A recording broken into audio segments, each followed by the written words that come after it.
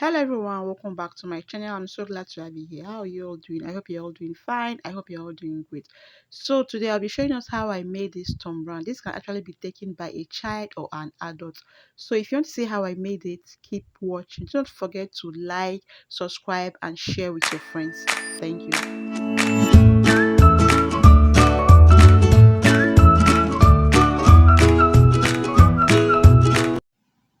So this is the corn I'll be using. I'm making use of the red corn. So what I did is just to pick it, then wash it. Before washing it, make sure you pick it to remove any stones or dirt. So after that, wash it properly. Wash it properly, put it in a tray and dry it.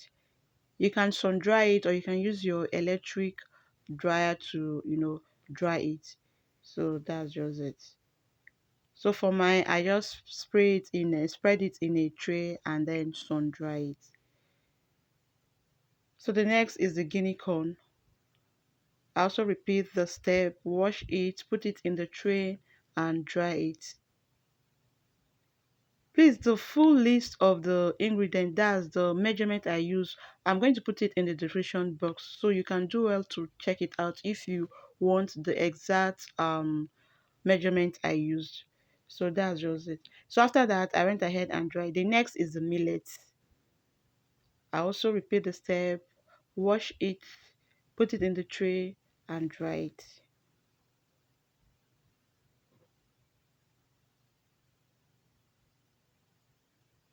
So this is the millet in a tray. The next is the date bar. What I did is to go ahead and remove the seed. Go ahead and remove the seed.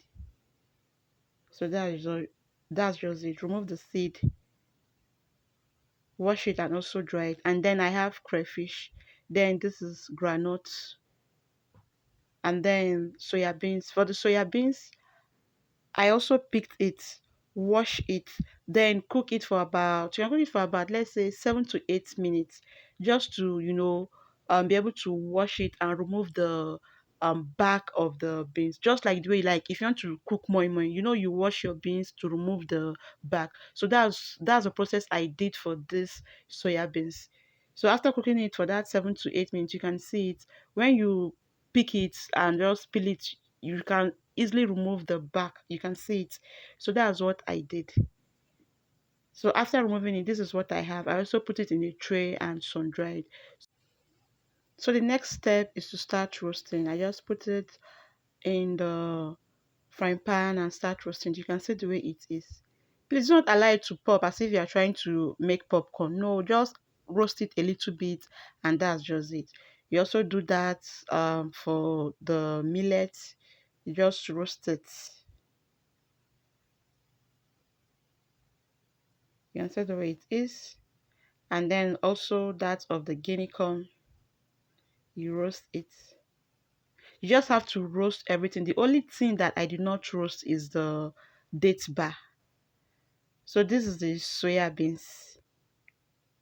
You also roast it. You can see the way it is. And then the granite. So just roast the granite. For the granite, you are going to remove the back. So just roast and remove the back. You can see the way it is. Now that you've roasted it, you can easily remove the back. So that's just it. After that, you just go ahead and fry the crayfish a little bit. So that's just it. Like I said earlier, it's only the date bar that I did not roast. So after that, I went ahead, mixed everything in a bowl.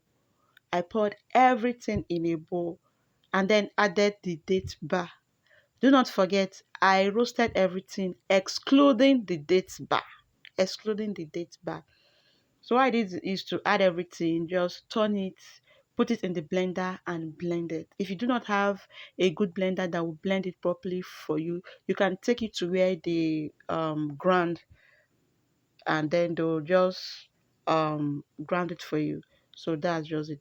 If you're using your blender, you can decide to blend in batches, or after blending you see if you feel you can still get something from the shaft, you go ahead, pour it back in the blender and still blend it again. So after blending, this is what I have. This is what I have.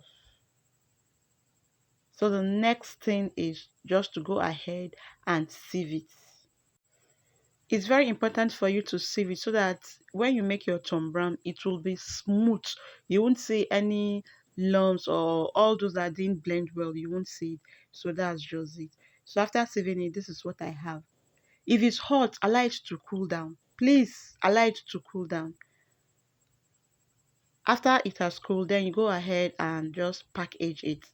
Just pour it in a container, cover it, and it can last for up to 6 months. It can last for up to 6 months. So that's just it. You can see our tom brown is ready. So now to make the tom brown itself, what you need to do is just to add some spoonful of the tom brown in a plate, add some water, just a little water to mix it.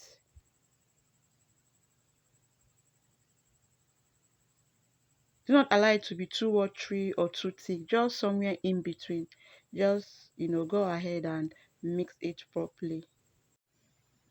You can see the way mine is. You can see it. So that's just that.